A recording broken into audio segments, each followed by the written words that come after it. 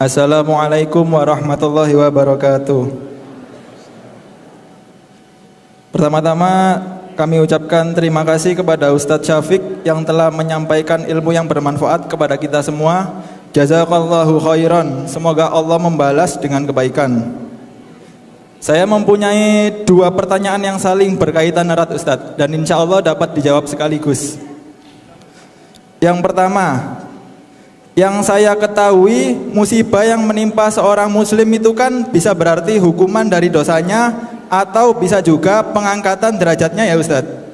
Nah, bagaimana cara kita tahu bahwa ujian tersebut adalah hukuman atas dosa kita atau malah pengangkatan derajat kita? Kemudian masuk ke pertanyaan yang kedua, begini Ustadz. Ada tipe orang yang hidupnya itu terkesan banyak sedihnya. Jadi setiap dia terkena ujian banyak hidupnya sedihnya. Banyak sedihnya. Banyak sedihnya. Naam. Jadi setiap dia terkena ujian, dia selalu beristighfar kepada Allah dan merasa itu sebagai hukuman atas dosanya.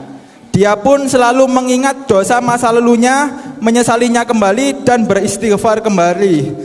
Ini juga dia anggap sebagai bentuk untuk membersihkan hatinya agar selalu tawadhu. Nah, di sisi lain ada tipe orang yang hidupnya terkesan enjoy dan banyak senangnya Ustadz.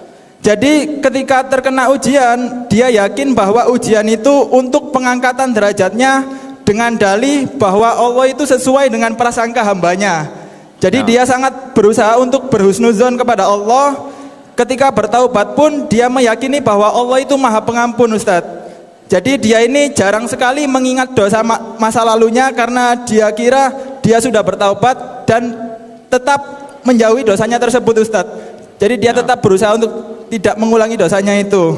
Nah, dari kedua tipe tersebut, sebagai seorang muslim, arah mana yang lebih tepat untuk kita pilih Ustadz? Jadi arah mana yang lebih tepat Ustadz? Iya. Jazakallahu khair. Wassalamualaikum warahmatullahi wabarakatuh. Waalaikumsalam warahmatullahi wabarakatuh. Bismillah, Anda berusaha untuk menjawab pertanyaannya berkaitan dengan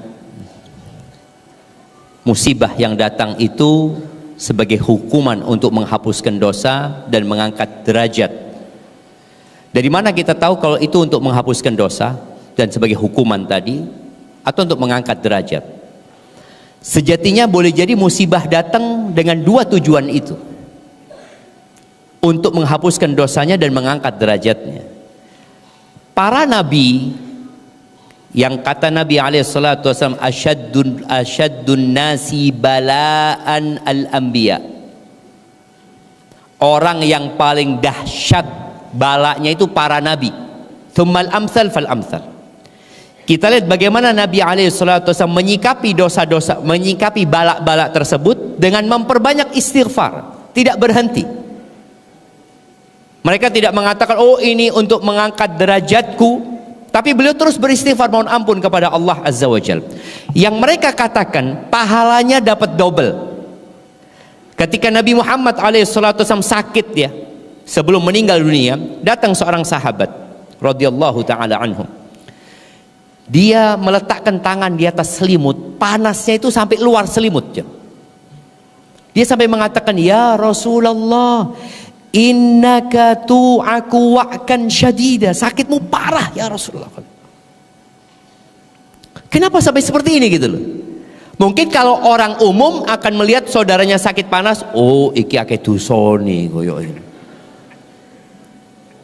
Kata sahabat ini, apakah karena engkau akan mendapatkan pahala double? Kata Nabi SAW, na'am, inni u'aku wa'kar rajulaini minkum.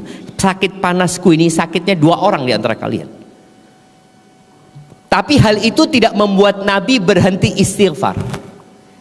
Beliau terus memohon ampun kepada Allah Azza wa Jalla. Bagaimana tatkala selesai penaklukan kota Mekah, turun firman Allah, idza jaa nasrullahi wal fath wa ra'aitan nasa yadkhuluna fi dinillahi afwaja fasabbih bihamdi rabbika wastaghfir. Nabi disuruh bertasbih dan istighfar. Bertasbih memuji Allah dan beristighfar memohon ampun kepada Allah Azza wa Jalla. Artinya seharusnya orang itu kalau dibicarakan mana yang lebih baik sikapnya, adalah orang yang senantiasa berbaik sangka sama Allah tapi berburuk sangka kepada dirinya. Kalau orang yang kedua tadi, dia berbaik sangka kepada dirinya dan berbaik sangka kepada Allah Azza wa Jalla. Berbaik sangkanya kepada Allah benar, tapi dia harus berburuk sangka kepada dirinya. Kenapa? Dia adalah pelaku dosa. Kemudian kalau dikatakan karena dosa-dosa masa lalu ya, karena ada pertanyaan yang model seperti itu, Ustadz, apakah ini dikarenakan dosa-dosa masa lalu Ustadz ya, sehingga anak hidup karena musibah lagi? Anak ngomong sama orang itu, emangnya antum sudah berhenti berbuat dosa? Jadi antum punya dosa cuma yang lalu, sekarang sudah enggak. Loh, kita terus berbuat dosa jemaah. Maka ketika terkena musibah, boleh jadi karena dosa masa lalu, boleh jadi dosa hari ini. Kita berbuat dosa. Maka orang-orang yang tidak sadar dengan dosa-dosanya itu yang akhirnya dia merasa aman. Jadi yang harus digabungkan itu adalah dalam beribadah kepada Allah Azza wa Jalla adalah al-khauf war raja. Kita takut dengan azab Allah Azza wa Jalla. Kita tahu Nabi Adam alaihissalam diampuni sama Allah. Tapi apakah tetap di surga? Enggak. Konsekuensi dari dosanya tetap ada. Dia diampuni tapi tetap diturunkan ke muka bumi. Kalau gara-gara satu dosa saja Nabi Adam diturunkan ke muka bumi ini, bagaimana kalau dengan dosa-dosa kita yang banyak, jemaah? Maka sikap yang baik adalah berbaik sangka sama Allah, berburuk sangka kepada diri sendiri. Jadi supaya kita nggak putus asa. Orang yang senantiasa berbaik sangka sama Allah tapi berbaik sangka dengan dirinya, maka dia akan terus berbuat dosa. Tenang, innallaha ghafurur rahim. Betul.